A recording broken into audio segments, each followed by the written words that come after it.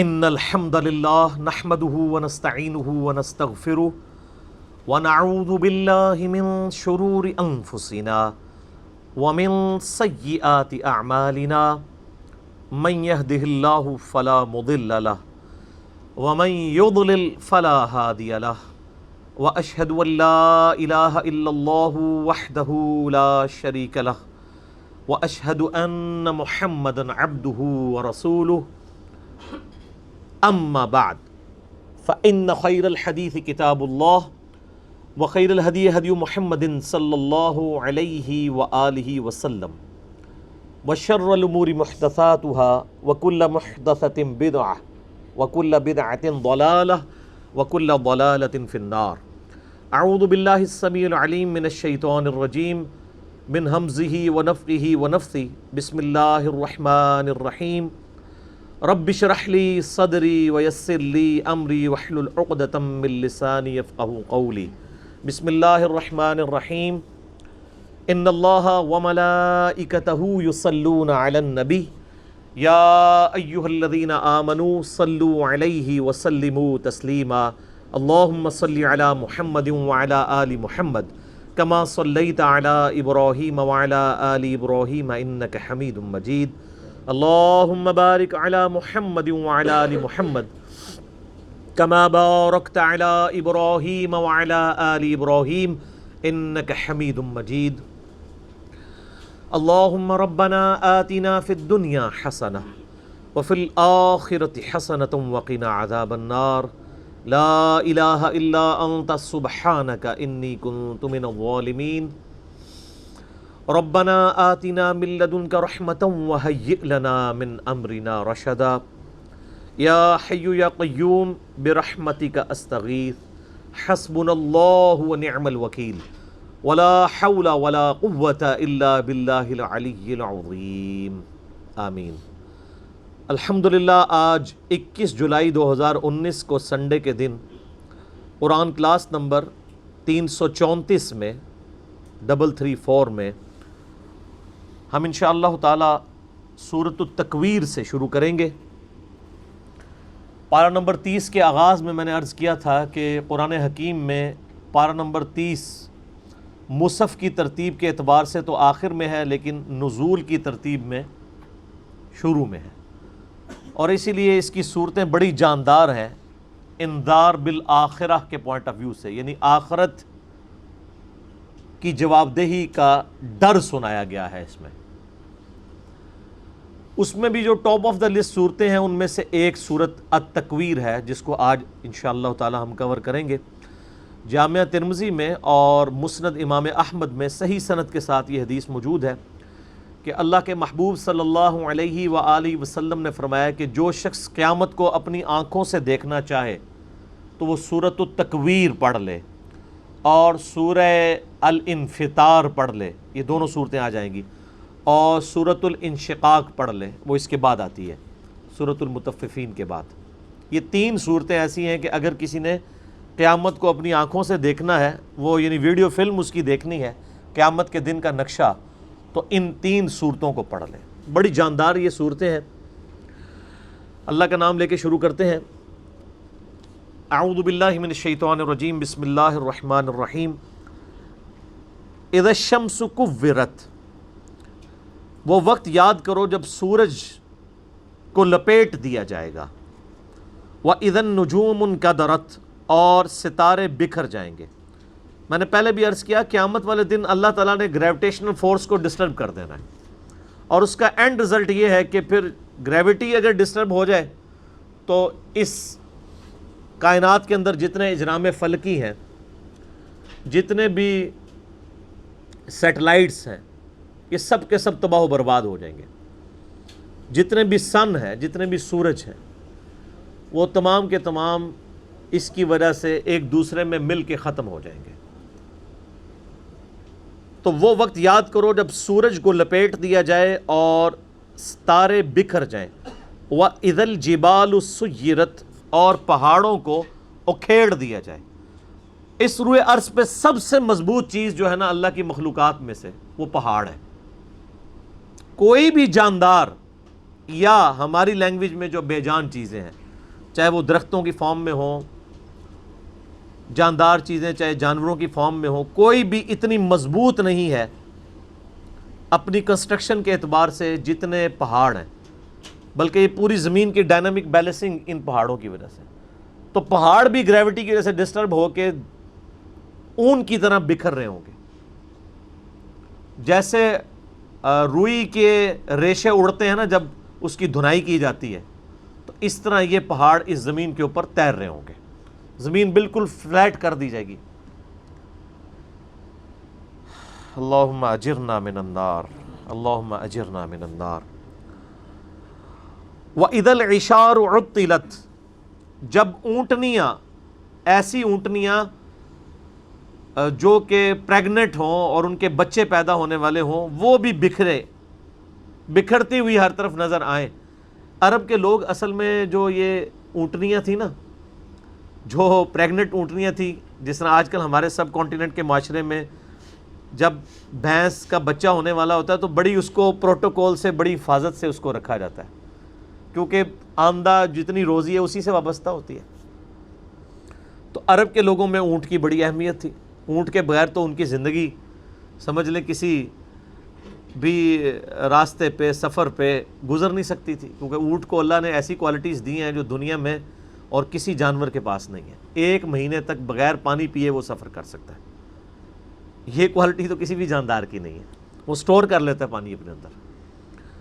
تو جب اونٹنی جو ہے وہ پریگننٹ ہوتی تھی، حاملہ ہوتی تھی، تو وہ بڑی اس کی حفاظت رکھتے تھے کہ اب اولاد ہوگی اس کی تو ہم نے اس کو آگے لے کے چلنا ہے. تو عرب کے لوگوں کو اسی چیز کی طرف توجہ دلائے گی کہ جس اونٹنی کو تم بڑا ایسٹ سمجھتے ہو اپنی زندگی میں، وہ قیامت والے دن وہ پریگننٹ اونٹنیاں بھی گویا کہ اس طرح بکھر رہی ہوں گی، ان کا مالک بھی ان سے بے خبر ہوگا. اونٹنی ہے کیا، سورہ الحج کے شروع میں آیا کہ جو ماں ہے وہ بھی اپنے بچے کو بھول جائے گی. ہر چیز، ہر انسان نشے کی حالت میں دکھائی دیتا ہوگا، حالانکہ وہ نشے میں نہیں ہوگا بلکہ اللہ کا عذاب شدید ہوگا. یہ سورۃ الحج کی شروع کی آیات ہے. میں نے سورۃ القیامہ میں بھی کور کی تھی، آج کراس ریفرنس کے طور پہ ان کو میں نے صرف کوٹ کر دیا، آپ خود پڑھ لیجئے گا. وَإِذَا الْوُحُوشُ حُشِرَتْ، جب سارے وحشی جانور بھی یکجا کر دیے جائیں گے. یعنی اللہ کا ایسا خوف ہوگا کہ وحشی جانور بھی سہمے میں ہوں گے. ورنہ آپ سوچ سکتے ہیں کہ بکری اور شیر ایک جگہ پہ جمع ہوں اور شیر بکریوں پہ حملہ آور نہ ہو، یہ دوسرے وحشی جانور بھی آپ کو دیکھیں کہ آپس میں لڑتے ہیں. شیر اور چیتوں کی لڑائی ہو جاتی ہے، مگرمچھ اور شیروں کی لڑائی ہو جاتی ہے. یہ سارے لڑنے والے جنگلی جانور بھی قیامت والے دن ایک جگہ جمع ہوں گے، لیکن لڑ رہے نہیں ہوں گے. وہ ایسا خوف کی کیفیت ہوگی کہ وہ بھی ڈر کے مارے سہمے میں کھڑے ہوں گے. انسانوں کی بھی کیا حالت ہونی ہے. تو وہ وحشی جانور بھی، کیونکہ قیامت دن ان کو بھی زندہ کیا جائے گا. صحیح مسلم میں حدیث ہے کہ قیامت والے دن اللہ تعالیٰ ایک سینگ والی بکری اور ایک بغیر سینگ والی بکری، جس نے دنیا میں آپس میں لڑائی کی اور سینگ والی بکری نے بغیر سینگ والی بکری کو سینگ مارا، تو اللہ تعالیٰ قیامت والے دن، صحیح مسلم کی حدیث ہے، دونوں کو زندہ کرے گا اور بغیر سینگ والی بکری کو سینگ دیے جائیں گے اور سینگ والی کے سینگ چھین لیے جائیں گے کہ آج تم اپنا بدلہ اتارو. بدلے کا دن ہے جی، وہ مالک یوم الدین، قیامت کا دن بدلے کا دن ہے. دنیا میں کسی بڑے سے بڑے بدماش کی بدماشی چل سکتی ہے، لیکن آخرت میں لمن الملک اليوم، آج کے دن کس کی بادشاہت ہے؟ للہ الواحد القہار، اس اکیلے اللہ کی جو سب پہ چھایا ہوا ہے. آپ دیکھیں یہ سورۃ المومن کی آیت ہے. اللہ نے قیامت کے دن اپنا نام ہی القہار رکھا ہوا ہے، سب پہ چھایا ہوا. تو اللہ تعالیٰ فرماتا ہے اس دن وحشی جانور بھی سہمے میں کھڑے ہوں گے ایک جگہ. وَإِذَا الْبِحَارُ سُجِّرَتْ، جب سمندر بھڑکا دیے جائیں گے. وَإِذَا دَكَّتِ الْأَرْضُ دَكًّا دَكًّا، آگے جا کے آئے گا نا، زمین کو کوٹ کوٹ کے برابر کر دیا جائے گا. یہ زمین کو فلیٹ کر دیا جائے گا، سارے پہاڑ، اونچی نیچی چیزیں سب ختم کر دی جائیں گی. تو ظاہر ہے اس کا اینڈ رزلٹ یہی نکلنا ہے کہ زمین کے اندر جو لاوا ہے وہ باہر آ جائے گا، یا ایٹ لیسٹ اوپر آ جائے گا. تو یہ جو سمندر ہیں، آپ کو پتہ ہے سمندروں کے نیچے بھی آتش فشاں ہیں. بعض اوقات سمندروں کے اندر آتش فشاں پھٹتے ہیں تو ایک نئے نئے جزیرے بھی نمودار ہو جاتے ہیں. اکثر ٹی وی پہ خبر بھی آتی ہے کہ فلاں سمندر میں، پیسیفک اوشن میں یا اٹلانٹک کے اندر ایک نیا جزیرہ نمودار ہوا ہے۔ وہ جزیرہ کیسے اوپر آتا ہے؟ نیچے وہ آتش فشاں جو ہے وہ اگلتا رہتا ہے، لاوا، وہ سمندر کے پانی میں ٹھنڈا ہوتا رہتا ہے، وہ لاوا جمع ہو کے ایک پورے کا پورا ایک نیا آئر لینڈ بن جاتے ہیں۔ اور وہ آتش فشاں اتنے طاقتور ہیں کہ ان کی وجہ سے بعض اوقات جب پانی کے اندر ابال پیدا ہوتا ہے، جیسا کہ آپ کسی پانی کے برتن میں کوئی پتھر پھینکیں تو اس میں سے لہریں جنریٹ ہوتی ہیں نا، تو اسی طریقے سے سمندر کے اندر جب آتش فشاں پھٹتے ہیں نا تو اس کے جو بڑا بڑا لاوا نکلتا ہے وہ بڑے بڑے پتھروں کی فارم میں بن جاتا ہے، لیکن اس کی وجہ سے زمین کے اس لاوے کی وجہ سے سمندر کے اندر ویوز پیدا ہوتی ہیں، جیسا کہ باہر سے پتھر مارنے کی وجہ سے ہوتی ہیں۔ چاہے باہر سے پتھر مارا جائے چاہے اندر سے پتھر ہو، تو وہ ایک دفعہ ویوز تو نکلیں گی، اور وہی ویوز ہیں جو سونامی کی شکل میں ہیں۔ اور آپ جا کے ذرا یوٹیوب پہ ویڈیوز دیکھ لیں، ایک ایک سونامی آتا ہے تو لاکھوں لوگوں کی زندگی اور کروڑوں کی اور اربوں ڈالرز کی جو کنسٹرکشنز ہیں ان کو ختم کر دیتا ہے۔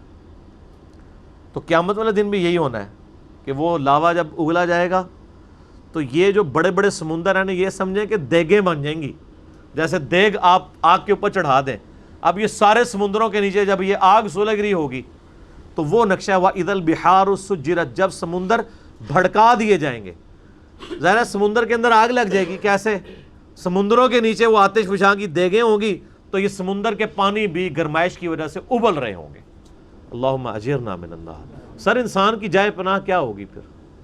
تو خوش نصیب تو وہ لوگ ہیں جن کو اللہ کے عرش کا سایہ نصیب ہوگا۔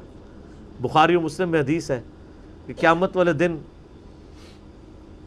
اللہ کے سائے کے سوا، یعنی اس کے عرش کے سائے کے سوا اور کوئی سایہ نہیں ہوگا، اور 7 طرح کے لوگ اس کے عرش کے سائے کے نیچے ہوں گے۔ ان میں سے ایک شخص وہ ہے جس نے جوانی میں توبہ کر لی۔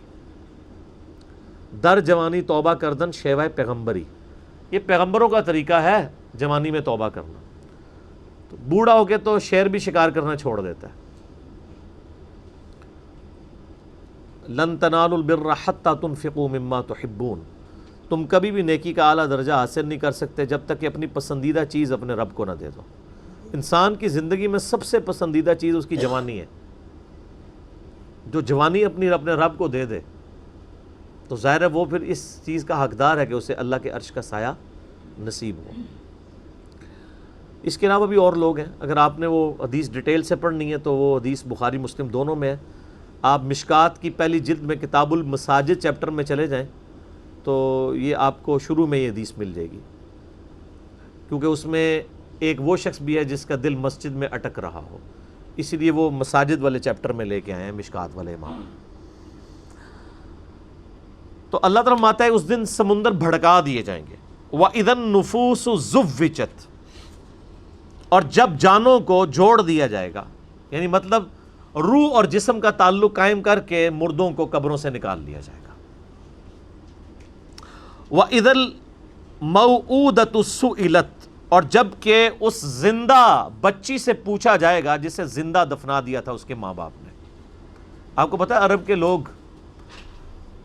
بچی کی پیدائش سے وہ نفرت کرتے تھے، اور آج تک یعنی ہمارے سب کانٹیننٹ کے معاشرے میں وہ فرسودہ نظریات چل رہے ہیں، حتیٰ کہ مسلمانوں کے ہاں بھی چلتے ہیں، ہندوؤں کے ہاں تو بہت زیادہ ہے۔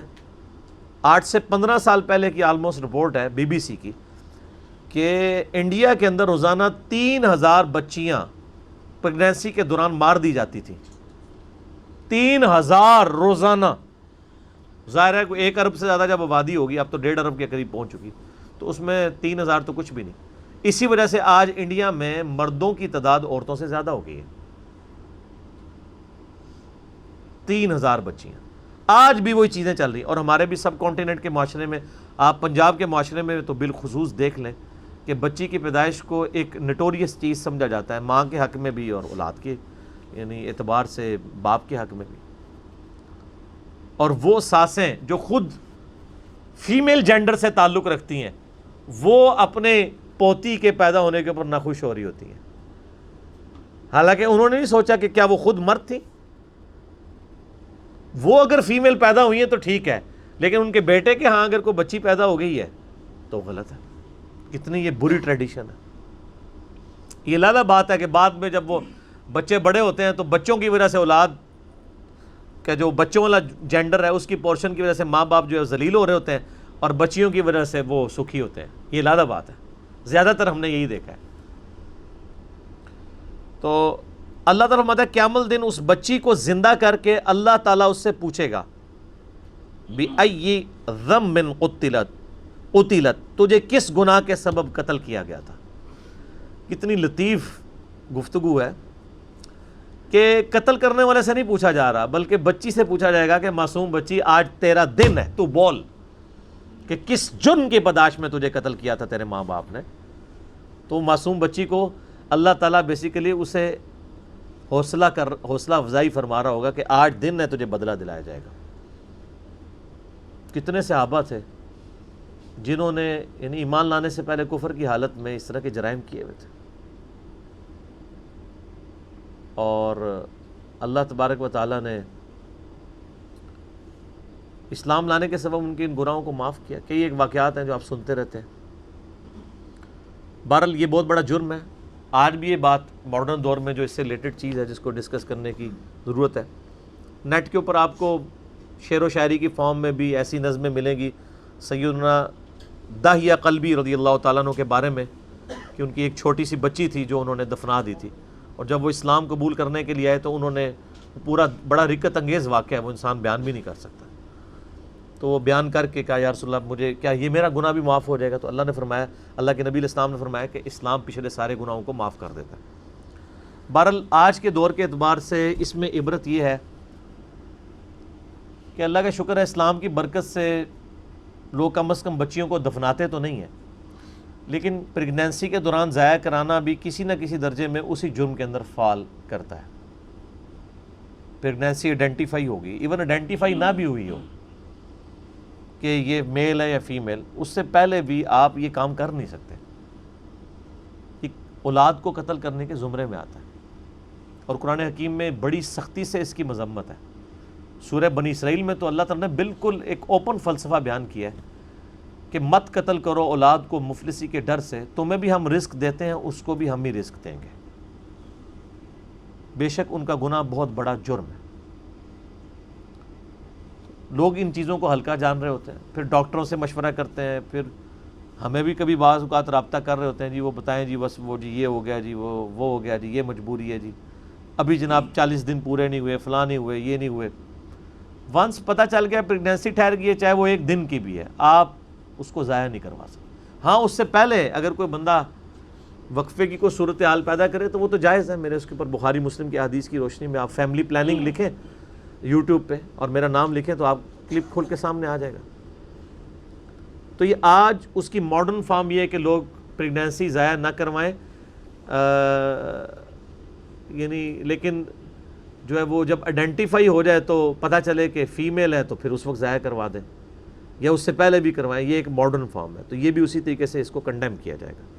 تو اللہ تعالیٰ ہمارا اس دن پھر بچیوں سے پوچھا جائے گا کہ تمہیں کس جرم میں قتل کیا گیا. یعنی بہت بڑا یہ جرم ہے. ابھی کچھ عرصہ پہلے انہوں نے مکے سے وہ آلموسٹ ابھی بھی وہ قبرستان پہاڑی کے اوپر میں نے وہ دیکھا ہوا ہے, قبرستان مکے کے اندر موجود ہے جہاں پہ وہ بچیوں کو زندہ درگور کیا کرتے تھے.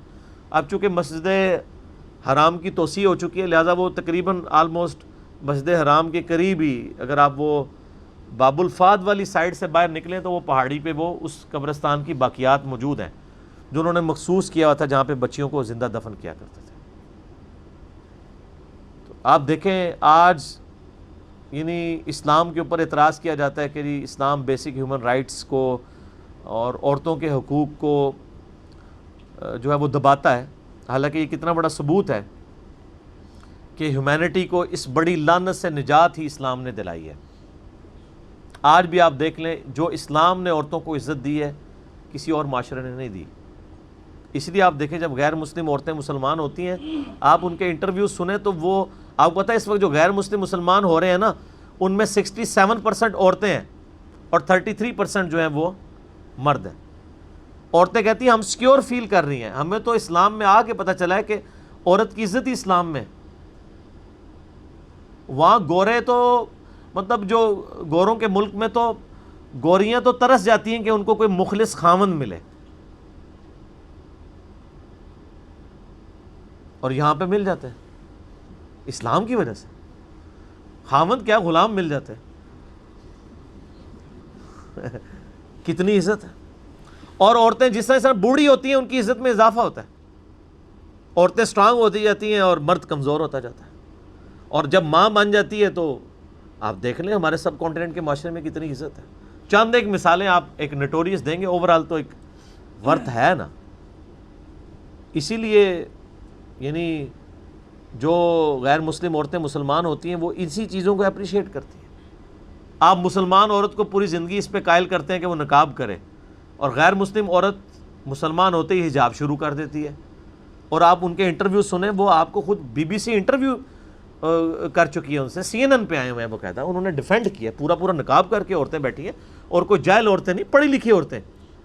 بلکہ آپ یوٹیوب پہ ایک ڈیبیٹ ہے، غالباً ایک فرانس میں ایک میکینیکل انجینئر تھی، وہ عورت جو مسلمان ہوئی اس نے پورا کالا نقاب اور پورا برقع کیا ہوا، اور دوسری طرف انہوں نے ایک مسلمان ملک کی ایک بال کھول کے مسلمان عورت بٹھائی ہوئی تھی، اور ڈیبیٹ یہ ہو رہی تھی کہ برقع ضروری ہے کہ نہیں۔ وہ غیر مسلم مسلمان ہونے والی برقعے کو ڈیفینڈ کر رہی تھی، اور جو پیدائشی مسلمان ہے کچھ بھی ہے تیرے محبوب کی امت سے ہے، وہ کہہ رہی تھی یہ ضروری نہیں ہے۔ تو پھر اس عورت نے جو نیو مسلم تھی اس نے جو دلائل دی ہیں، یوٹیوب کے اوپر یہ ڈیبیٹ پڑی ہوئی آپ دیکھ لیں، تو اس نے کہا میں نے تو اسلام میں آ کے اسلام کی خوبصورتی دیکھی ہے کہ عورت کی عزت ہے، ورنہ ہم جب اس طرح ہی پھرتی تھی تو ہمیں ہر کوئی کموڈٹی کے طور پہ دیکھتا تھا، آج ہم نے نقاب کیا ہوتا ہے تو کم از کم ہمیں ایک کموڈٹی کے طور پہ تو پیش نہیں کیا جاتا۔ اسلام کے اندر عزت ہے ایک عورت کی۔ تو قیامت والے دن اللہ تعالیٰ پھر اس بچی سے پوچھے گا جسے دفنا دیا گیا تھا زندہ یا قتل کر دیا گیا تھا، وَإِذَا الصُّحُفُ نُشِرَتْ، اور جب اعمال نامے کھولے جائیں گے، وَإِذَا السَّمَاءُ كُشِطَتْ، اور جب آسمان کی کھال ادھیڑ دی جائے گی۔ اس کا ایک معنی یہ بھی ہو سکتا ہے کہ آسمان بھی پھٹ جائے گا اور اوپر کی مخلوقات بھی انسانوں کو نظر آنا شروع ہو جائیں گی۔ اور یہ کھال ادھیڑنے کا ذکر سورہ رحمان میں بھی ہے کہ قیامت والے دن آسمان بالکل سرخ ہو جائے گا، جیسے آپ کسی جانور کی کھال ادھیڑیں تو اندر سے سرخ گوشت نکلتا ہے، اللہ کے غضب کی وجہ سے وہ سرخ نظر آ رہا ہوگا۔ وَإِذَا الْجَحِيمُ سُعِّرَتْ، اور جب جہنم دہکا دی جائے گی۔ جہنم ابھی بھی موجود ہے لیکن اس وقت ذرا اسے پھر مزید دہکایا جائے گا، تاکہ بلکہ وہ تو جوش مار رہی ہوگی مجرمین کے لیے، قرآن میں آتا ہے، اور جب مجرم پھینکے جائیں گے وہ کہے گی حل من مزید، اور بھی ہے تو میرے اندر داخل کیا جائے۔ اللہم اجرنا من النار، آمین۔ وَإِذَا الْجَنَّةُ أُزْلِفَتْ، اور جب جنت قریب کر دی جائے گی، یعنی وہیں پہ جن لوگوں نے دنیا میں اچھے کام کیے ہیں ان کی حوصلہ افزائی شروع ہو جائے گی، جنت بھی آ جائے گی، حاضر کر دی جائے گی، اور دوزخ بھی۔ عَلِمَتْ نَفْسٌ مَّا أَحْضَرَتْ، یہ 13 آیات کے بعد اصل میں کانٹے کی بات کی گئی ہے کہ یہ سب کچھ باتیں کیوں ہو رہی ہیں۔ عَلِمَتْ نَفْسٌ مَّا أَحْضَرَتْ، ہر نفس جان لے گا، اپنے سامنے پائے گا جو کچھ اس نے اللہ کے پاس بھیجا تھا، وہ حاضر کر دیا جائے گا۔ کسی نے دنیا میں نافرمانی کی تھی تو اس کا نام اعمال اس طرح کا سامنے آ جائے گا، اور جس نے دنیا میں ڈرتے ہوئے اللہ کے تابع فرمان بن کے اطاعت اختیار کی تھی، اس کے پیغمبروں کی پیروی کی تھی، اس کا نام اعمال بھی لا کے سامنے کر دیا جائے گا۔ تو ظاہر نام اعمال جب سامنے آئے گا تو پھر انسان اپنے اوپر خود ہی گواہ ہوگا۔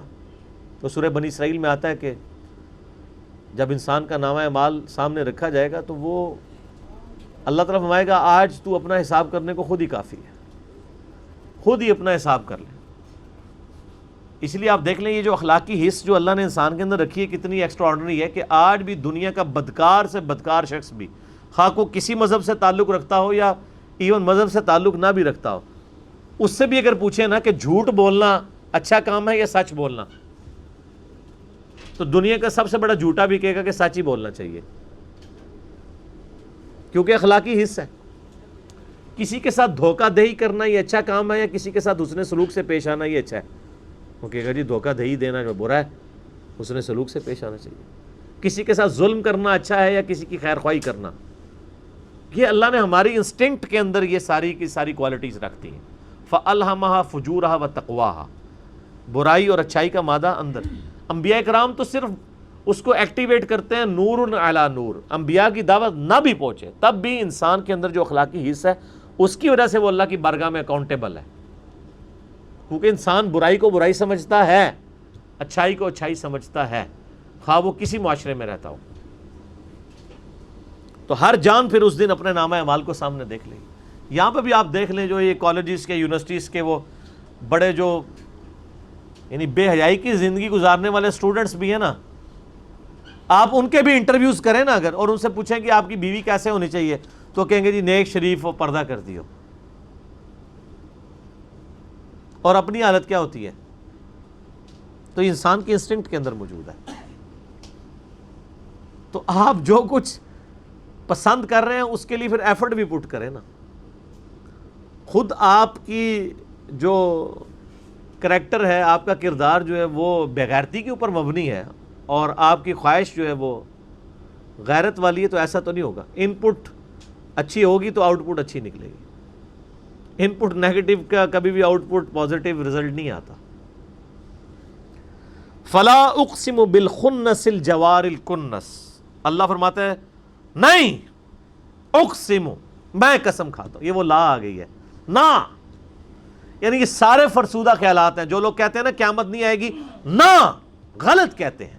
اقسم بالخنس الجوار الکنس، میں قسم کھاتا ہوں، مجھے قسم سیدھے چلنے والے رکے رہنے والے ستاروں کی، جو یعنی کبھی رکتے ہیں اور کبھی چلتے ہیں ود رسپیکٹ ٹو زمین.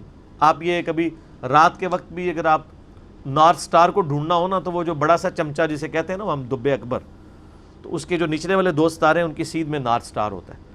تو وہ پوری رات آپ کو اس کی پوزیشن یوں نارتھ سٹار کے گرد یوں گھومتی ہوئی نظر آئے گی. رات کے وقت ادھر ہے تو آپ سحری کے وقت دیکھیں گے وہ یہاں پہنچا ہوگا.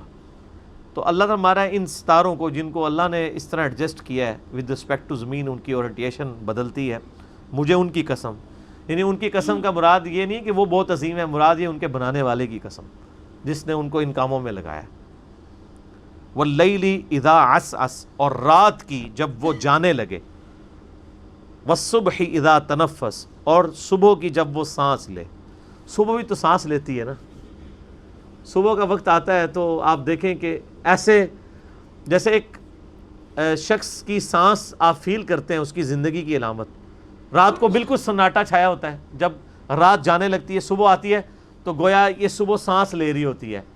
چرند پرندوں کی آوازیں آنا شروع ہوتی ہیں، پھر آہستہ آہستہ گہما گہمی ہونا شروع ہوتی ہے. اور اس طریقے سے جیسے انسان بھی جب صبح اٹھتا ہے تو ہلکی سی انگڑائی لیتا ہے، کرتے کرتے وہ پھر اٹھ جاتا ہے. صبح کے وقت جب وہ سانس لے. اِنَّهُ لَقَوْلُ رَسُولٍ کریم، بے شک یہ جو قرآن ہے یہ قول ہے ایک عزت والے رسول کا. یہاں رسول کریم سے مراد جبرائیل علیہ السلام ہے، کیونکہ آگے آ جائے گا. اور اس سے پہلے پارہ نمبر 29 میں یہ سیم الفاظ نبی علیہ السلام کے لیے آئے تھے، عزت والا رسول. فرشتوں میں رسول حضرت جبرائیل علیہ السلام ہے، جو انسانوں میں رسولوں کے اوپر وحی لے کے آتے ہیں. ذی قوت عند ذی العرش مکین، وہ عزت والا رسول وہ ہے جو قوت والا ہے عرش والے کے ہاں. جو عرش کا مالک ہے اس کے ہاں اس کی قوت ہے، اللہ نے اس کو اتھارٹی دی ہوئی ہے. مطاع ثم امین، اس کی اطاعت کی جاتی ہے، وہ امانت دار بھی ہے. یعنی جو اللہ نے وہی دی وہ امانت کے ساتھ پہنچاتا ہے. اور فرشتوں کے ہاں اس کی اطاعت کی جاتی ہے، یعنی وہ فرشتوں کا سردار ہے، فرشتے اس کے اوبیڈینٹ ہیں. یعنی روح قدس جبرائیل علیہ السلام. وما صاحبکم بمجنون، اور تمہارے ساتھی کوئی مجنون نہیں ہے. نعوذ باللہ، وہ کہتے تھے کوئی جنات کا اثر ہو گیا نعوذ باللہ اس پیغمبر کے اوپر جو اس طرح کی باتیں کرتا ہے. یعنی ایک شخص جو مکے کی لوگوں کی آنکھوں کا تارا اور بڑی ڈائنامک لائف گزاری اس نے، صادق اور امین، بڑی ایکسٹروورٹ لائف تھی. نبی علیہ السلام کو گوشہ نشینی کی زندگی تو نہیں گزار رہے تھے. پہلے آپ لوگوں کی بھیڑیں چڑھایا کرتے تھے، پھر اللہ تعالیٰ نے فائنینشلی اسٹرانگ کیا، ایک مکے کی امیر عورت کے ساتھ آپ کی شادی ہو گئی، پھر ان کے لیے تجارت کا سامان لے کے جایا کرتے تھے. لوگ آپ کو صادق اور امین کہتے تھے، آپ صلی اللہ علیہ وآلہ وسلم کے پاس اپنی امانتیں رکھوایا کرتے تھے. اتنا شخص جو اتنا ایکٹیو شخص ہو، لوگوں کے کام آنے والا ہو، بڑی ڈائنامک لائف گزار رہا ہو، اچانک وہ وہاں پہ ایک نئی دعوت لانچ کر دے تو ہلچل تو مچ جائے گی. بخاری اور مسلم میں آتا ہے جب آپ صلی اللہ علیہ وآلہ وسلم کی مبارک زندگی کا 40واں سال آیا، عیسوی اعتبار سے 38واں، اور ہم لیونر ایئرز کے اعتبار سے، چاند کے مہینوں کے اعتبار سے 40واں، تو اچانک آپ کی طبیعت جو ہے وہ دنیا سے اچاٹ ہو گئی. آپ غار حرا میں چند دن کے لیے گئے کیونکہ اللہ تعالیٰ نے آپ کو گائیڈ کیا. وہاں پہ فرشتہ آیا، آپ کے اوپر پہلی وحی نازل ہوئی. میں نے پہلے بھی کئی دفعہ ان چیزوں کو ڈسکس کیا ہے. تو اس کے بعد کئی لوگ تو نبی علیہ السلام کے دشمنی کے طور پر کر رہے تھے، اور بعض آپ علیہ السلام کے بڑے ہمدرد تھے. وہ یہ سمجھتے تھے کہ یار یہ تو ہمارا ایک معاشرے کا ایسٹ تھا، اتنا انٹیلیجنٹ بندہ، اس کو روگ لگ گیا. تو وہ یہ سمجھتے تھے کہ شاید یہ جو چند دنوں کے لیے غار حرا میں گئے ہیں اور کھانا بھی سیدہ خدیجہ بنا کے دے دیتی تھی، تو ہو سکتا ہے وہاں پہ کچھ جنات کا اثر ہو گیا ہو. مجنون کا لفظ ہے نا، مجنون کیا کہتے ہیں؟ جس پہ جنات کا اثر ہو. جن کہتے ہیں چھپی ہوئی چیز کو. جنت بھی اسی لیے اس کا نام جنت ہے، وہ چھپی ہوئی چیز ہے، آنکھوں کے سامنے تو نہیں. تو بڑی وہ نیک نیتی کے ساتھ سمجھتے تھے کہ شاید ان کے اوپر کوئی اثر ہو گیا ہو، اور اس کے لیے وہ کوشش بھی کرتے تھے کہ ایسے لوگوں کو بلائیں جو جنات نکالنے والے ہیں، اس فیلڈ کے ماسٹر ہیں. اور اس حوالے سے صحیح مسلم میں ایک بڑی پیاری حدیث ہے کہ ایک شخص تھا جس کا نام تھا زماد. زماد تو نہیں، عربی میں ضباد کہیں گے، ضاد میم الف دال. اس کے بارے میں مشہور تھا کہ وہ جن نکالا کرتا تھا. وہ مکے آیا کہیں تو اس کو پتا چلا کہ اس طرح مکے میں ایک شخص محمد صلی اللہ علیہ وآلہ وسلم، ان کے ساتھ اس طرح کا مسئلہ ہوا ہے. کچھ عرصے سے وہ اس طرح کی باتیں کرتے ہیں. غار میں چند دن کے لیے گئے تھے، تو لوگوں نے پھر مشورہ کیا، تو اس نے کہا کہ مجھے نبی علیہ السلام کے پاس، یعنی محمد کے پاس لے چلو. وہ آیا، اس نے بڑے یعنی اخلاقی انداز میں کہا کہ اے محمد، اگر آپ چاہیں تو میں آپ کا علاج کر سکتا ہوں. میں جنات کا، اسیب کا، اس طرح کا جو سایہ وغیرہ ہوتے ہیں، میں اس کا علاج کرتا ہوں. تو آپ صلی اللہ علیہ وآلہ وسلم سے اس نے کہا کہ آپ بتائیں آپ کیا بیان کرتے ہیں، آپ کو کیا پرابلم ہے. تو آپ علیہ السلام نے چند الفاظ پڑھے، ان الحمد للہ نحمدہ ونستعینہ ونستغفرہ. بے شک تمام تعریفیں اللہ کے لیے ہیں، ہم اسی کی حمد کرتے ہیں، اسی سے مدد چاہتے ہیں، اسی کی طرف رجوع لاتے ہیں. من یہدہ اللہ فلا مضل لہ. جسے اللہ گمراہ کر دے، جسے اللہ ہدایت دے دے، اسے کوئی گمراہ نہیں کر سکتا. ومن یضلل، اور جسے وہی گمراہ کر دے، فلا ہادی لہ، اسے کوئی ہدایت نہیں دے سکتا. واشہد ان لا الہ الا اللہ وحدہ لا شریک لہ. اور میں گواہی دیتا ہوں کہ اس اکیلے اللہ کے سوا کوئی معبود نہیں ہے. واشہد ان محمدا عبدہ ورسولہ. اور محمد صلی اللہ علیہ وآلہ وسلم اس کے بندہ ہے خاص اور رسول ہے. اس کے اوپر ایسا روب طاری ہو، اس نے کہا یہ آپ نے کیا کلام پڑھا ہے؟ دوبارہ پڑھے. دوبارہ پڑھا. اس نے کہا ایک دفعہ پھر سنائیں. ابھی قرآن تو پڑھا ہی نہیں تھا، صرف آپ نے اپنے خطبے کے الفاظ پڑھے. تیسری دفعہ جب اس نے سنا، اس نے کہا واللہ ایسا کلام میں نے کبھی نہیں سنا. آپ اپنا ہاتھ بڑھائیں، میں آپ کے ہاتھ پہ بیعت کروں، میں اسلام قبول کرتا ہوں. یہ صحیح مسلم میں حدیث ہے. تو وہ آیا علاج کرنے تھا، اس فیلڈ کا ایکسپرٹ تھا. جس طرح آپ دیکھ لیں کہ جادوگروں نے اسلام قبول کر لیا تھا، ان کو پتہ چل گیا تھا کہ موسیٰ علیہ السلام جو کچھ کر رہے ہیں یہ جادو نہیں ہے. کیونکہ ہر ایکسپرٹ اپنی فیلڈ کو جانتا ہے. ایک ڈاکٹر کو پتہ ہے کہ ڈاکٹر زیادہ سے زیادہ کیا کر سکتا ہے، اور اس کے سامنے کوئی ایسا ایکسپیرینس آ جائے وہ کہے گا یہ ڈاکٹری میں پاسبل نہیں ہے. جادوگروں کو بھی پتا تھا کہ جادوگر آنکھوں کا دھوکہ کرتے ہیں، یہ تو فزیکلی کر کے بتا رہا ہے، یہ جادو نہیں.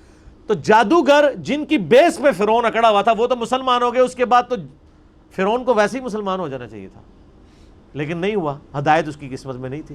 یہاں پہ بھی مشرکین عرب جو بار بار کہتے تھے اس پہ جنات کا اثر ہے، جو جنات کا ایکسپرٹ ہے وہ کہہ رہے کہ یہ جنات کا اثر نہیں ہے، اور وہ مسلمان ہو گیا. اس کے بعد گنجائش رہتی تھی کہ مشرکین عرب نبی علیہ السلام پہ ایمان نہ لاتے، لیکن وہ قسمت میں ہدایت. اور لوگ کہتے ہیں جی اللہ کے نبی زندہ تھے، لوگ پتہ نہیں کیوں نہیں بات مانتے تھے. آج اللہ کے نبی کی بات مان رہے ہیں لوگ. وہ تو ان سے بہتر تھے، وہ کافر تھے، کم از کم ڈٹے تو ہوئے تھے نا. یہ مسلمان ہو کے اللہ کے نبی کی بات ماننے کے لیے تیار نہیں ہے. تو میں تو آج کل کے مسلمانوں کو دیکھتا ہوں تو مجھے اندازہ ہو جاتا ہے کہ واقعی یار ایک بندہ نبی کو مان کے بھی نبی کی نہ مانے تو یہ تو بڑا مسئلہ ہے، اور ایک بندہ نبی کو مان ہی نہیں رہا وہ اس کی نہ مانے تو وہ چھوٹا مسئلہ ہے. یہ جو آج کہہ رہے ہوتے ہیں نا جی وہ کاش تیرے زمانے میں ہوتا تو میں تیرے قدموں سے لپٹ جاتا، کبھی میں تیری جوتیوں کا تسمہ ہوتا، یہ کچھ ہوتا. میں کہنا رفع دین پھر بھی نہ تو شروع کرتا. تو کہنا من لوگ کہیں گے کہ یار ایک مکیہ میں مارنا ہے. یعنی جو اتنا بزدل ہے آج کے دور میں کہ وہ اپنے نظریات کو قرآن و سنت پڑھ کے چینج کرنے کے لیے تیار نہیں ہے تو وہ ابو جہل ہی ہوتا. یہ ضروری نہیں ہے کہ تیرے ہوتے جنم لیا ہوتا تو ابو بکر، عمر، عثمان و علی ہوتا رضی اللہ عنہم اجمعین. نہیں، عین ممکن ہے کہ ابو جہل ہوتا، عبداللہ ابن ابی ہوتا. یہ بات کرنا بڑا آسان ہے، تیرے ہوتے جنم لیا ہوتا. یہ ساری کہانی ہے میرے بھائی، یہ بڑا مشکل کام ہے.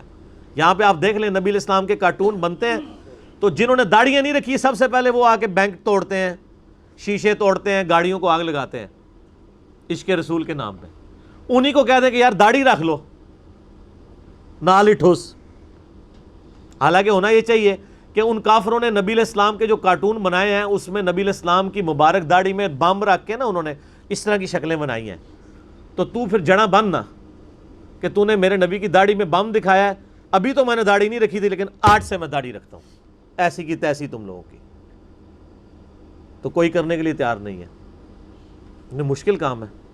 آپ بینک لوٹنا، گاڑیوں کو آگے لگانا، اے ٹی ایم مشینیں اکھاڑ کے لے جانا. ثواب دیکھیں، اے ٹی ایم مشین اکھاڑیں آپ کو پیسے بھی ملے اور ثواب بھی ملے، اور کیا چاہیے. ظاہر ہے یہی کہانی کرائی گئی ہے نا. پاکستان میں تو مولوی یہی پٹی پڑھا رہے ہیں نا. جو بھی اینٹی اسٹیٹ ایکٹیویٹیز پہ علماء ابھار رہے ہیں اپنی عوام کو، وہ یہی کچھ کر رہے ہیں نا. غلامی رسول میں موت بھی قبول ہے، غلامی رسول میں اے ٹی ایم مشین لوٹنا بھی قبول ہے. تو سر پھر ایسی غلامی تو ہر بندہ کرے گا نا. دوویں جہان دی مٹھے باؤ کہ مشین بھی لوٹ لی اور جنت بھی پکی کروا لی. تو یہ ساری باتیں کرنا یعنی آسان ہے، یہ دعوے کرنا آسان ہے، لیکن حقیقت ہے کہ یہ بڑا مشکل کام ہے سچائی کو قبول کرنا. تو اللہ تعالیٰ فرماتا ہے کہ تمہارے صاحب مجنون نہیں ہے، ان پہ کوئی جنات کا اثر نہیں ہے. اور پھر نبی علیہ السلام کا کریکٹر بھی ان پر گواہ تھا. جنات کے اثر والے لوگ تو بہکی بہکی باتیں کرتے ہیں. جس پہ جنات کا اثر ہو وہ یہ لوگوں کو کہے گا کہ اپنی بچیوں کو زندہ دفن نہ کرو، اپنے ماں باپ کے ساتھ اس نے سلوک کرو، اس خدا کی عبادت کرو جس نے تمہیں بے قدر پانی سے پیدا کیا ہے. اس طرح کی اخلاقی اقدار جس پہ جنات کا اثر ہو تو اس طرح کی باتیں تو نہیں کرے گا. پھر سورہ یونس میں اللہ تعالیٰ شروع میں آیت نمبر 14، 15، 16 میں آپ کو ملے گا. اللہ تعالیٰ فرماتا ہے کہ یہ کہتے ہیں کہ اے نبی ان سے فرما دو اگر اللہ نہ چاہتا تو میں کبھی قرآن تم پہ نہ پڑھتا. اور یہ کافر کہتے ہیں کہ نبی اس قرآن کو بدل دو یا کوئی اور قرآن لے آؤ، یعنی یہ تو بہت سخت قرآن ہے. اے نبی تم فرماؤ کہ مجھے کوئی حق حاصل نہیں کہ میں اپنی مرضی سے اس قرآن کو بدل دوں. میں تو خود اس وحی کا پابند ہوں جو اللہ کی طرف سے میری طرف آتی ہے. قل انی اخاف ان عصیت ربی عذاب یوم عظیم. اے نبی یہ بھی فرما دو کہ بالفرض اگر میں بھی اپنی خواہش نفس سے کچھ ایسا معاملہ کرتا ہوں، اپنے رب کی نافرمانی کرتا ہوں، تو میں بھی ڈرتا ہوں کہ بڑے دن کا عذاب مجھے بھی آ پکڑے گا. اس سے زیادہ اور کس طریقے سے آپ کو بات سمجھائی جاتی کہ قرآن میں یہ آیت 3 دفعہ ریپیٹ ہوئی ہے، سورہ یونس میں، سورہ الانعام میں اور سورہ الزمر میں. قل انی اخاف ان عصیت. اے نبی تم فرماؤ مجھے تو خود خوف لگا ہوا ہے کہ بالفرض اگر میں نے بھی اپنے رب کی نافرمانی کی تو بڑے دن کا عذاب مجھے بھی آ پکڑے گا. یہ آپ کے بابا ہی ہیں جو کہتے ہیں جو ہمارا مرید ہوا تو ہم تو اس وقت تک جنت میں نہیں جائیں گے. حالانکہ وہ بابے خود نماز پڑھ رہے ہوتے ہیں نا، ان کے مرید نماز پڑھ رہے ہوتے ہیں. نماز کا پوچھے کہتے ہیں مدینہ شریف پڑھتے ہیں. ان سے کہیں کوئی ضعیف حدیث دکھا دیں کہ نبی علیہ السلام جب مکے میں تھے تو مدینے آ کے نماز پڑھتے تھے اور جب مدینے میں تھے تو مکے جا کے نماز پڑھتے تھے. کہانیاں. اور بلکہ میں نے اس کہانی کی تو وہ انجینئرنگ کی ہے کہ صحیح مسلم میں حدیث ہے کہ نبی علیہ السلام نکلے تو بنو سلمہ کے کچھ لوگوں کو دیکھا مدینہ شریف میں وہ کھڑے ہوئے تھے، آپ فرمایا کیوں کھڑے ہو یہاں پہ؟ تو کہا یا رسول اللہ ہم ذرا دور رہتے ہیں تو مسجد نبوی میں آتے ہوئے ہمیں ٹائم کافی زیادہ لگ جاتا ہے، تو ہم نے ارادہ کیا کہ ہم مسجد نبوی کے قریب شفٹ ہو جائیں۔ تو آپ نے فرمایا جو اتنے قدم چل کے آتے ہو تمہیں ثواب ملتا ہے۔ ان کا یا رسول اللہ میں لیٹ ہو جاتے ہیں، پہنچنے میں تکلیف ہوتی ہے، تو آپ فرمایا ہر قدم پہ ثواب ملتا ہے۔ تو انہوں نے پھر مسجد نبوی کے قریب شفٹ ہونے کا ارادہ ترک کر کے اپنے انہی علاقوں میں رہے، صرف اس وجہ سے کہ جتنے قدم چل کے آئیں گے ثواب ہوگا۔ تو میرا ایک معصومانہ سوال ہے کہ بزرگ تو اڑ کے یہاں سے مدینے پہنچ جاتے ہیں، اور بنو سلمہ والے صحابہ جو کہتے ہیں جی ایک ادنا صحابی دی بھی پیراں دی خاک نہیں ہوندا، ولی تے اڑدا پھردا ہے مکھی مچھر آر، اور صحابی وہ بیچارہ شفٹ ہو رہا ہے مدینے کے قریب۔ کہانیاں، کیونکہ یہ صحیح مسلم شریف ہے، وہ بزرگ شریف ہے۔ اور اگر کوئی کہتا ہے نہیں نہیں وہ آپ کو سمجھ نہیں آیا تو لے آؤ بابا کوئی اڑ کے دسے، سب کہانی ہے۔ تو یہ انہوں نے دین کو بگاڑ کے پیش کیا ہوا ہے۔ کتابوں کا دین اور ہے، بابوں کا دین اور۔ اللہ تعالیٰ فرماتا ہے کوئی تمہارے نبی کے اوپر جنات کا اثر نہیں ہے، ان کی تو تعلیمات بتا رہی ہیں۔ وَلَقَدْ رَآهُ بِالْأُفُقِ الْمُبِينِ، بے شک انہوں نے اس کو افق مبین پہ بھی دیکھا تھا، حضرت جبرائیل علیہ السلام کو۔ حضرت جبرائیل علیہ السلام کو نبی علیہ السلام نے 2 دفعہ دیکھا ہے، اور دونوں دفعہ کا ذکر قرآن میں موجود ہے۔ سورۃ النجم میں آیا ہے کہ شب معراج بھی دیکھا تھا، اور یہ اس افق مبین کا ذکر ہے جو بخاری مسلم میں آتا ہے کہ نبی علیہ السلام پہ جب وہ دوسری دفعہ وحی نازل ہوئی نا، یا ایھا المدثر، اس وقت نبی علیہ السلام جب پہاڑ سے نیچے اتر رہے تھے، بخاری مسلم کے الفاظ ہیں کہ مجھے آواز آئی یا محمد، میں نے دائیں دیکھا بائیں دیکھا، حتیٰ کہ میرے دل کے اوپر خشیت طاری ہوئی کہ کوئی ایسا بندہ مجھے پکار رہا ہے جس کو میں دیکھ نہیں رہا۔ تو کہتے ہیں میں نے یوں نگاہ اٹھا کے دیکھا تو پورے افق کے اوپر مشرق سے مغرب تک فرشتہ جو ہے جبرائیل وہ چھایا ہوا تھا، اور وہ پکار رہا تھا نبی علیہ السلام کو۔ تو اسی کا ذکر ہے کہ میں نے اس نبی نے ان کو افق مبین پہ دیکھا ہے، اور دوسری دفعہ شب معراج بھی دیکھا۔ تو یعنی 2 دفعہ اللہ تعالیٰ نے فزیکلی جبرائیل علیہ السلام کو اصلی حالت میں دکھایا۔ بخاری میں الفاظ ہیں، نبی علیہ السلام فرماتے ہیں میں نے جبرائیل کو اپنی اصلی حالت میں دیکھا، ان کے 600 پر تھے، اور وہ ایک پر ایسا ہے کہ مشرق سے مغرب کو احاطہ کرنے والا ہے۔ اور اللہ کی قدرت دیکھیں کہ اتنا بڑا جبرائیل جب نبی علیہ السلام کے سامنے حاضر ہوتے ہیں تو انسانی شکل میں آ جاتے ہیں، جو صحیح مسلم میں کتاب الایمان میں پہلی حدیث ہے، 93 نمبر حدیث ہے جبرائیل، جو سفید کپڑوں میں اور کالے سیاہ بالوں میں ایک بندہ آ کے صحابہ کو چیرتا ہوا سیدھا آ کے حضور کے گھٹنوں کے ساتھ گھٹنے ملا کے بیٹھ جاتا ہے۔ سارے دیکھتے ہیں جی اتنا فرینک بندہ، یعنی نبی علیہ السلام اتحیات کی حالت میں بیٹھے ہیں ہمیں صحابہ کے درمیان۔ اچھا نبی علیہ السلام اکثر اسی حالت میں بیٹھتے تھے، یہ عاجزی کے زیادہ قریب ہے۔ ویسے تو چوکڑی مار کے بیٹھنا بھی سنت ہے، احتبا کرنا بھی سنت ہے، یعنی گھٹنوں کو اٹھا کے اور یوں ایسے۔ تو اس نے گھٹنوں سے گھٹنے ملا کے نبی علیہ السلام سے کچھ سوالات کیے، وہ صحابہ کرام سوال کرتے ہوئے شرماتے تھے، تو بیسیکلی اللہ تعالیٰ نے انسانی شکل میں یا رسول اللہ بتائیں ایمان کیا ہے، اسلام کیا ہے، اس طرح مختلف حدیث جبریل مشہور ہے۔ تو جب وہ چلے گئے تو نبی علیہ السلام نے صحابہ سے کہا جانتے ہو یہ شخص کون تھا؟ یہ جبرائیل تھا، تمہیں ایمان سکھانے کے لیے آیا تھا کہ تم یہ سوالات نبی علیہ السلام سے بیسکس سیکھو۔ تو یہ اللہ کی جناب قدرت ہے۔ وما ہوا علی الغیب بضنین، اور یہ نبی غیب بتانے میں ذرا بھی کنجوس نہیں ہے۔ یہاں پہ کسی کے ہاتھ کوئی بڑی ایکسٹرا چیز لگ جائے نا تو وہ چھپاتا ہے باقی لوگوں سے، اور نبی وہ ہیں کہ جن کو اللہ تعالیٰ نے یہ غیبی خبریں دیں تو وہ بخیل نہیں ہے، بلکہ ہر بندے کو بتا رہے ہیں کہ تمہیں اپنے رب کے حضور پیش ہونا ہے۔ اور اسی میں یہ چیز امپلائیڈ ہے کہ نبی علیہ السلام نے اپنی امت سے کوئی بات نہیں چھپائی، جو دین اللہ نے آپ کو دیا من و عن اسی طریقے سے امت تک پہنچا دیا۔ انہی آیات کو میں نے کور کیا تھا اپنے اس علم لدنی والے لیکچر میں، جو صوفیاء کے ہاں ایک کانسیپٹ پایا جاتا ہے کہ جی دین کتابوں میں نہیں ہے بلکہ سینہ بسینہ ٹرانسفر ہوا ہے، اور دین کی کچھ خاص چیزیں اللہ کے نبی نے خاص لوگوں کو بتائی ہیں، وہ باقی لوگوں کو نہیں بتائی۔ یہ عقیدہ کفر ہے، اور اس میں صوفیاء نے جتنے دلائل جھوٹے لیم ایکسکیوزز گھڑے ہوئے تھے میں نے وہ سارے 55A علم لدنی سے متعلق فرقہ وارانہ نظریات کا تحقیقی جائزہ اس میں کور کیا ہے، اور اس میں سیدہ عائشہ کی حدیث بخاری اور مسلم سے میں نے پیش کی ہے، جس میں اماں عائشہ نے کہا کہ وہ شخص جھوٹا ہے، اللہ اور اس کے رسول دونوں پہ جھوٹ باندھتا ہے، جو یہ کہتا ہے کہ اللہ کے نبی علیہ السلام نے کچھ باتیں امت تک پہنچا دی، خود کچھ چھپا لی۔ سب تک پہنچائی آپ نے، بلکہ ایسی پہنچائی ہے کہ آپ نے حجۃ الوداع کا جو خطبہ دیا ہے میدان عرفات میں بھی، اور آپ صلی اللہ علیہ وسلم نے یوم النہر کا جو خطبہ دیا ہے مینا کے اندر، دونوں خطبوں میں آپ نے پبلکلی کہا ہے کیا میں نے اللہ کا پیغام تم تک پہنچا دیا؟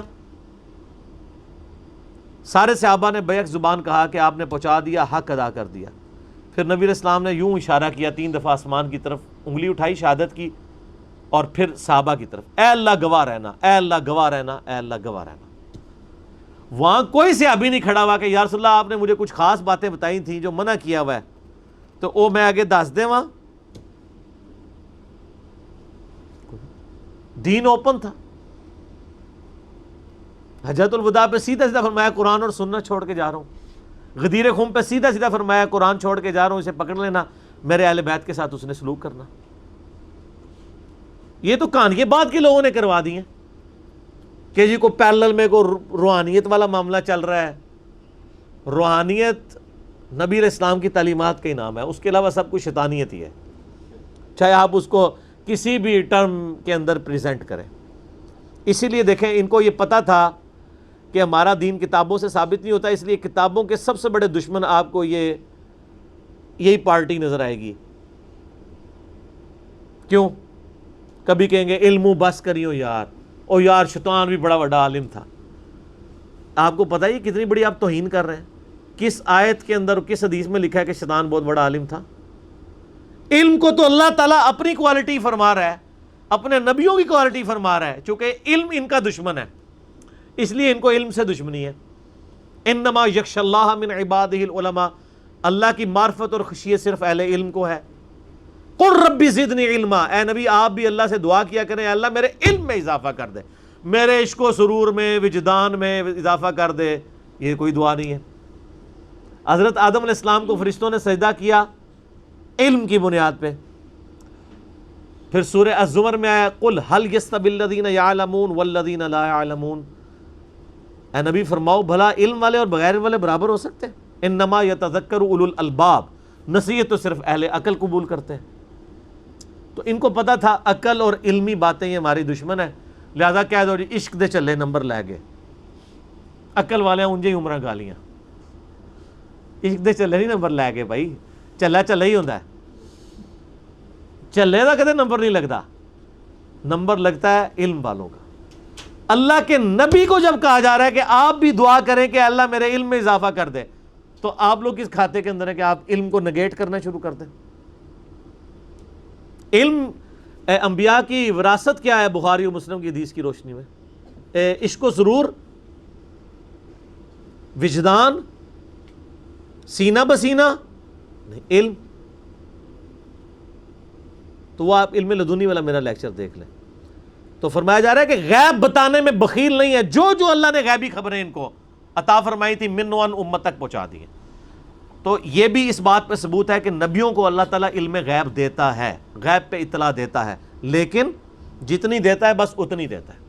قرآن میں کیٹاگوریکل ڈینائی درجنوں دفعہ ہے کہ اے نبی قیامت کا علم آپ فرمائیں مجھے نہیں دیا گیا، میں تو صرف ڈر سنانے والا ہوں، تو لہٰذا آپ قیامت کے بارے میں آپ کلیم نہیں کر سکتے، وہ اللہ کے ساتھ خاص ہے۔ تو علم غیب کا عقیدہ یہ ہے کہ جتنا نبی کو بتایا گیا اتنا ان کو پتا تھا، جو نہیں بتایا گیا وہ نہیں پتا۔ علم غیب پہ میں نے ڈیٹیل لیکچر مسئلہ 6A اور B دیا ہے، وہ آپ دیکھ لیں، جس میں میں نے ساری ایکسٹریمز کا رد کیا ہے۔ وما هو بقول الشیطان الرجیم، یہ کسی شیطان مردود کا قول نہیں ہے۔ وہ کہتے ہیں نا جنات کا اثر ہے، شیطان بھی تو جن ہے نا، تو کہا جا رہا ہے کسی راندہ درگاہ کا نہیں ہے یہ قول، بلکہ یہ تو اللہ کا فرشتہ ان پہ نازل ہوتا ہے۔ فَأَيْنَ تَذْهَبُونَ، تو کدھر پھرے جا رہے ہو، اس قرآن سے کیوں بھاگ رہے ہو؟ ان ہوا الا ذکر للعالمین، یہ قرآن تو نصیحت نہیں ہے مگر سارے جہان والوں کے لیے۔ یہ ہوا کی ضمیر قرآن کی طرف بھی جا سکتی ہے اور نبی علیہ السلام کی طرف بھی، کہ یہ نبی الذکر ہے اللہ کی طرف سے، اللہ کی یاد دلانے والی ہستی ہیں سارے جہان والوں کے لیے۔ وما ارسلناک الا کافۃ للناس بشیرا ونذیرا، اور ہم نے اس نبی علیہ السلام کو نہیں بھیجا مگر پوری انسانیت کے لیے ڈر سنانے والا اور خوشخبری دینے والا۔ وما ارسلناک الا رحمۃ للعالمین، اور اے محبوب صلی اللہ علیہ وآلہ وسلم ہم نے نہیں بھیجا آپ کو مگر سارے جہان والوں کے لیے رحمت بنا کر۔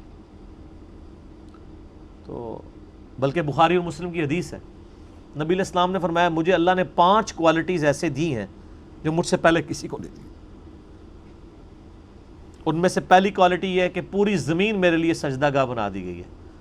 اگلی امتوں میں ایسا نہیں ہوتا تھا، صرف مسجد میں نماز پڑھ سکتے تھے، اور میرے لیے اللہ نے پوری زمین سجدہ گاہ، جدھر میرے امتی چاہے نماز ادا کرے۔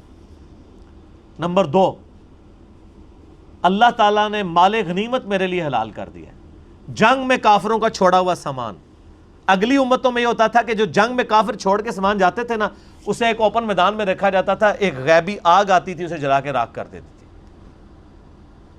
لیکن نبی علیہ السلام کی امت کے لیے مال غنیمت حلال کر دیا گیا، سورۃ الانفال نازل ہوئی۔ تیسرا، 1 مہینے کے روب سے اللہ نے میری مدد فرمائی ہے، یعنی میرے امتی 1 مہینے کی مسافت پہ ہونا تو کافروں پہ ان کا روب پڑ جاتا ہے۔ اور تو اڈے جیسے مسلمانہ تھا نہیں نہ میرے جے، یہ جو اہل ایمان تھے صحیح، صحابہ تابعین تبع تابعین، ان کی بات ہو رہی ہے۔ رومن امپائر ڈر جاتی تھی جی، آپ دیکھ لیں کیسر روم 1.5 لاکھ کا لشکر لے کے عرب کی سرزمین پہ آیا، اس کو پتہ چل گیا کہ یہ کوئی نئی دعوت کھڑی ہونے والی ہے۔ جس طرح آج مولویوں کو پتہ چل گیا ہر مولوی میرے خلاف کلپ چڑھا رہا ہے، ان کو اندازہ ہو گیا کہ یہ کوئی عام دعوت نہیں جو اٹھی ہے، ہر گلی میں آگ لگی ہوئی ہے۔ دنیا میں کوئی بندہ نہیں ہے جو ریناؤنڈ عالم ہو اور میرے خلاف وہ جھوٹے الزامات لگا کے لیکچر نہ ریکارڈ کروا رہا ہو۔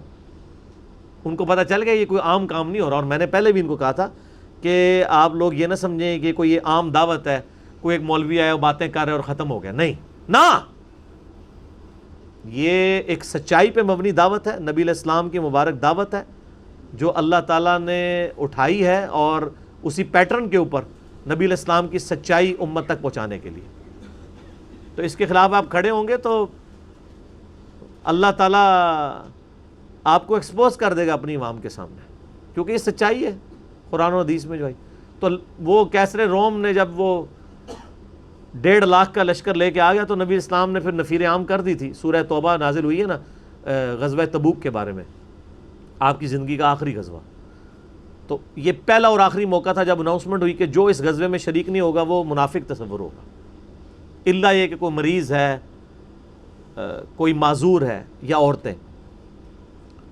تو 30,000 کا صحابہ کا لشکر لے کے، اور وہ لشکر بھی کیا تھا کہ یہ ایسے تھے جن کے پاؤں میں جوتیاں بھی نہیں تھیں، اور وہاں 1.5 لاکھ کی ریزروڈ آرمی لیٹسٹ اکوپمنٹ کے ساتھ۔ آلموسٹ آپ سمجھ لیں 15-20 دن کا راستہ تھا پیدل ریگستان کے اندر، 700 کلومیٹر دور تھا تبوک۔ آج بھی تبوک عرب کے اندر موجود ہے۔ یہاں سے نبی علیہ السلام چلے ہیں، ادھر سے کیسر روم جو بدماشی کے ساتھ پہلے آ کے بارڈر پہ بیٹھا تھا وہ اپنی فورس میں واپس چلا گیا، ورنہ جنگ یرموک وہیں پہ ہو جانی تھی۔ تو اللہ نے 1 مہینے کے روب سے مدد فرمائی۔ 3 چیزیں ہو گئی، یعنی زمین سجدہ گاہ، بخاری مسلم کے الفاظ، 5 خصوصیات، زمین سجدہ گاہ، مال غنیمت حلال کر دیا گیا، 1 مہینے کی مسافت سے اللہ تعالیٰ نے مدد فرمائی، اور چوتھی چیز فرمایا آپ صلی اللہ علیہ وآلہ وسلم نے کہ اللہ تعالیٰ نے اگلے انبیاء کو قوموں اور قبیلوں کی طرف بھیجا تھا، مجھے پوری انسانیت کی طرف بھیجا ہے۔ اس کی وجہ سے مجھے یاد آیا ان ہوا الا ذکر للعالمین، مجھے ساری انسانیت کی طرف۔ اور 5ویں چیز، اللہ تعالیٰ نے مجھے شفاعت کا اذن دیا ہے۔ یہ 5ویں خصوصیت ہے جو مجھ سے پہلے یہ 5 خصوصیات کسی پیغمبر کو نہیں ملی۔ اس کے علاوہ بھی خصوصیات ہیں، میرا یوٹیوب پہ کلپ بھی ہے نبی علیہ السلام کی 8 خصوصیات۔ مسلم شریف کی ایک حدیث میں ہے کہ ایک اور خصوصیت ہے کہ اللہ تعالیٰ نے ختم نبوت میرے اوپر فرما دی ہے، نبوت اپنے آخری درجے میں میرے اوپر مکمل ہو گئی ہے۔ یہ نبی علیہ السلام کی خصوصیت اسی صورت میں ہے کہ آپ کے بعد کوئی پیغمبر نہیں آنا، ورنہ تو یہ خصوصیت نہ رہتی۔ اگر یہ کسی خاص ٹائٹل کا نام ہوتا کہ جی بعد میں بھی پیغمبر آتے رہے تو وہ ٹائٹل اپنی جگہ قائم رہے گا، تو وہ تو سارے پیغمبروں کو پھر ٹائٹل مل جاتا ہے۔ تو یہ 6 خصوصیات، ان میں سے ایک خصوصیت کے سارے جہان والوں کے لیے، لمن شاء منکم ان یستقیم، لیکن ہدایت وہی پائے گا جو تم میں سے سیدھی راہ پر چلنا چاہے۔ بڑی امپورٹنٹ بات ہے کہ یہ قرآن سے، نبی علیہ السلام کی مبارک تعلیمات سے ہدایت اسے ملے گی جو خود بھی چلنا چاہے۔ مجھے ڈاکٹر سراج صاحب کی بات یاد آ گئی، بیان القرآن آپ کو پتا انہوں نے ریکارڈ کرایا نا، جب آخری لیکچر آیا نا 108 نمبر، جس میں یہ پارہ نمبر 30 مکمل ہوا، ان کے 108 لیکچروں میں ہوا، ہمارا 334واں چل رہا ہے، 3 ٹائم سے بھی زیادہ ہو جائیں گے۔ تو اینڈ پہ انہوں نے کہا میں دعا کرواتا ہوں، لیکن دعا کرانے سے پہلے انہوں نے بڑی پیاری بات کی، انہوں نے کہا یہ دعا اسی کے لیے ہے جو واقعی چینج ہونا چاہتا ہے۔ اگر دعا کرتے وقت آپ یہ کہہ رہے ہیں کہ اے اللہ مجھے دین اسلام پہ چلا دے، اے اللہ مجھے نبی علیہ السلام کے راستے پہ چلا دے، اور دل میں یہ آ رہا ہے کہیں چلا ہی نہ دے، داڑھی رکھنی ہی نہ پڑ جائے، حلال اور حرام کی تمیز کرنی ہی نہ پڑ جائے، تو انہوں نے کہا پھر یہ اسی طرح کی دعائیں ہیں جس طرح امام مسجد کراتے ہیں اور چلے جاتے ہیں۔ تو اگر واقعی آپ دعا کرنا چاہتے ہیں تو پھر تو آپ دعا کریں، ورنہ انہوں نے کہا کہ میں بھی روٹین سے کروا دوں گا، آپ بھی روٹین سے کر لیں گے۔ تو یہ بڑی پیاری بات ہے، اللہ تعالیٰ ہمارا ہے کہ قرآن میں اور نبی علیہ السلام کی ہستی میں اس شخص کے لیے ہدایت ہے جو خود سیدھا ہونا چاہے۔ اس کا مطلب کیا ہے کہ یہ اللہ نے رول بنا دیا، جو خود سیدھا ہونا نہیں چاہے گا اسے اللہ بھی سیدھا نہیں کرے گا۔ تو یہ جو آپ نے کہانیاں کرائی ہیں دعا کرو جی اللہ توفیق دے دے، یہ کوئی چیز ہی نہیں اسلام کے اندر۔ اللہ نے توفیق اس کو دینی ہے جس نے کوشش کرنی ہے، اور اللہ کے فضل سے جب آپ کوشش کرتے ہیں نا تو توفیق آپ کو مل جاتی ہے۔ آج تک کسی نے یہ نہیں کہا دیا دعا کرو ارادہ ہے کہ بس گھر جا کے میں روٹی کھانی ہے تو میں کامیاب ہو جاؤں، وہ کھانی ہوتی ہے۔ بندہ ٹوائلٹ میں جا رہا ہو، کسی نے کہا یہ دعا کرو ارادہ ہے کہ میں نے جا کے ابھی پیشاب کرنا ہے تو میں کامیاب ہو جاؤں، حالانکہ یہ بہت بڑی چیز ہے کہ کامیاب ہو جائے۔ جن کے پیشاب بند ہوئے ان سے ذرا پوچھیں، ایون بزرگوں کے بھی جب پیشاب بند ہوتے ہیں نا وہ بھی آغا خان لے کے جاتے ہیں ان کو۔ یہ لادہ بات ہے کہ آپ کے پیشاب بند ہوتے ہیں آپ کو مزار پہ لے کے جاتے ہیں، اور مزار پہ جو بزرگ بیٹھے ہیں جب ان کا پیشاب بند ہوتا ہے تو وہ مہنگے ترین ہاسپٹل میں جاتے ہیں۔ ویسے یہ کیوں ہوتا ہے جی؟ آج تک آپ نے سنا ہے کہ کسی بزرگ کے بیمار ہونے پہ اسے کسی دوسرے بزرگ کے مزار پہ لے کے جائیں؟ بلکہ وہ تو مہنگے مہنگے ہاسپٹلس میں علاج کرا رہے ہوتے ہیں، اور وہ تو ہمیں تب پتہ چلتا ہے جب وہ ویڈیوز چڑھتی ہیں کہ جی وہ فلاں ہاسپٹل میں فلاں کی بھی عادت کے لیے حاضر ہوا، فلاں بھی عادت کے لیے حاضر ہوا۔ مجھے یہ بڑی حیرانگی ہوتی ہے کہ یہ لوگ تو ہمیں مشورہ دے رہے ہوتے ہیں کہ فلاں جگہ جائیں، خود یہ ہاسپٹلس میں کیوں جاتے ہیں جب پیشاب بند ہو جاتا ہے؟ بلکہ بازار پہ بھی جانے خود نگاہ مار کے اپنا پیشاب جاری کر دیں۔ جو لوگوں کے معاملات سیدھے کر رہے ہیں وہ اپنے اوپر خود کیوں نہیں نگاہ مارتے ہیں؟ وہ کہانیاں، ساری کہانیاں،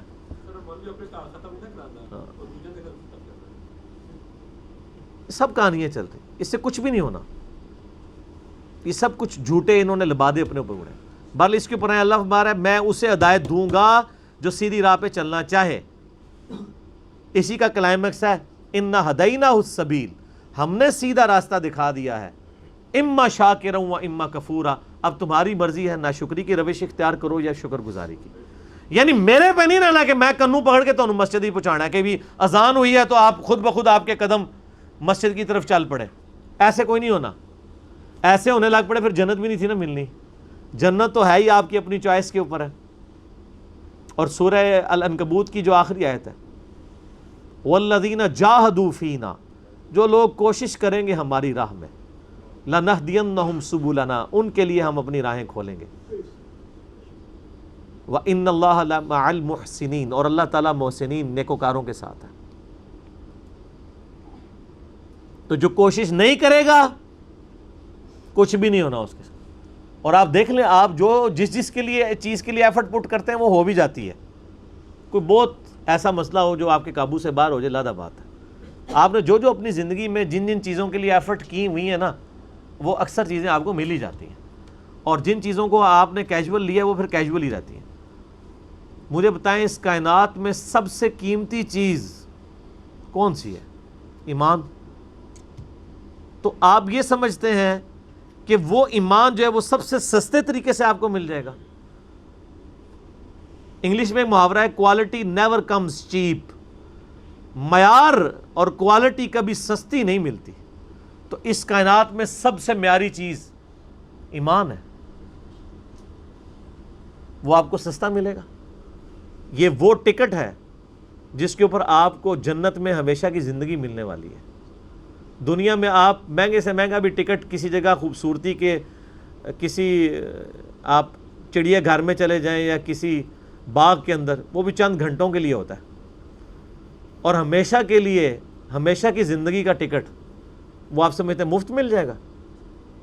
تو اللہ تعالیٰ ہمارا ہے ان ہوا الا ذکر للعالمین. یہ قرآن اور نبی علیہ السلام تو نصیحت ہیں سارے جہان والوں کے لیے. لمن شاء منکم ان یستقیم. اب تم میں سے جس کی مرضی ہے سیدھے راستے پہ چلنا چاہتا ہے تو ضرور چلے، لیکن ساتھ ایک بات کلیئر کر دی، وما تشاءون الا ان یشاء اللہ رب العالمین. رب سے کبھی بے نیاز نہیں ہونا. کوئی یہ نہ سمجھ لے کہ میں اکیلے ہی سب کچھ ہوں. اسی لیے مسئلہ تقدیر کو بھی ہمارے ایمان کا حصہ بنایا گیا. صرف اپنی مرضی بھی کوئی چیز نہیں ہے اور صرف تقدیر بھی کوئی چیز نہیں ہے. یہ اللہ کی منشا اور انسان کی منشا جب شامل ہوتی ہے نا، پھر انسان ہدایت تک پہنچتا ہے. تو اللہ سے بے نیاز نہیں ہونا. وما تشاؤون الا ان یشاء اللہ. اور تم تو چاہ ہی نہیں سکتے جب تک اللہ نہ چاہے. رب العالمین جو سارے جہان کا پالنے والا ہے. مسلمانوں کے ہاں دو فرقے گزرے، ایک جبریہ اور قدریہ. جبریہ تھے جو کہتے تھے کہ تقدیر نے ہمیں مجبور کیا ہوا ہے، جو اللہ چاہتا ہے ہم وہی کرتے ہیں، ہماری اپنی کوئی مرضی نہیں ہے. یہ بھی گمراہی پہ مبنی ہے عقیدہ. دوسری طرف ہے قدریہ جو کہتے ہیں تقدیر کوئی شے نہیں، سب کچھ ہماری مرضی ہے. ایسا بھی نہیں. اللہ آپ کو گیون سرکمسٹانسز دیتا ہے، اس میں آپ نے بیسٹ پرفارم کرنا ہے. تو اہل سنت کا منہج اس کے درمیان ہے کہ کچھ چیزوں کا اختیار اللہ نے انسان کو دیا ہے، کچھ کا نہیں دیا. یعنی اللہ نے انسان کو یہ چوائس نہیں دیا کہ وہ اپنے ماں باپ چوز کرے، اپنا قبیلہ چوز کرے، اپنا ملک چوز کرے کہ میں نے کہاں پیدا ہونا ہے. یہ اللہ تعالیٰ نے اپنے پاس رکھا ہے. اس کی شکل و صورت، اس کی عمر کتنی ہو، یہ اللہ نے اپنے پاس رکھی. اور اللہ تعالیٰ نے ان باتوں کا حکم بھی نہیں دیا ہوا. حکم انہی باتوں کا دیا جس کی اختیار آپ کو دیا ہے. کہیں آیا کہ اللہ تعالیٰ نے فرمایا کہ میں حکم دیتا ہوں کہ تمہاری آنکھیں بلی ہونی چاہیے اور ناک موٹا نہیں ہونا چاہیے، پتلا ہونا چاہیے، اور قد 6 فٹ ہونا چاہیے، اس سے کم نہیں ہونا چاہیے. یہ کہیں آیا ہے؟ یہ اللہ نے اپنے پاس رکھا. جو آیا وہ یہ ہے کہ اللہ کے تابع فرمان بنو، ماں باپ کے ساتھ اس نے سلوک کرو، حرام سے بچو. اس کا اختیار بھی آپ کو دے دیا. تو یہ تقدیر کا مسئلہ بہت کریٹیکل ہے.